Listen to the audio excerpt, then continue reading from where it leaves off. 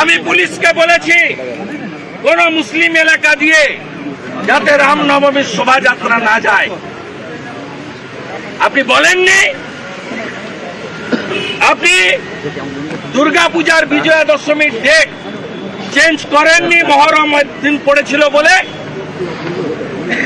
আপনার পুলিশ হোলি দল সব থানাতে মিটিং করে বলছে যে স্পেশাল ডে শুক্রবার 11টার আগে হোলি দল বন্ধক শেষ করবেন। আপনার এডিশনাল এসপি বীরভূম শান্তিনিকেতনের ফেমাস বসন্ত উৎসব সেখানে বলছে আপনারা জানেন শুক্রবার দিন দোল পড়েছে, 10টার মধ্যে যা করার করে নেন। এই ভাষা আপনার আমডাঙ্গার আইসি বলছে মদ খেয়ে হোলিতে বেরোনো যাবে না।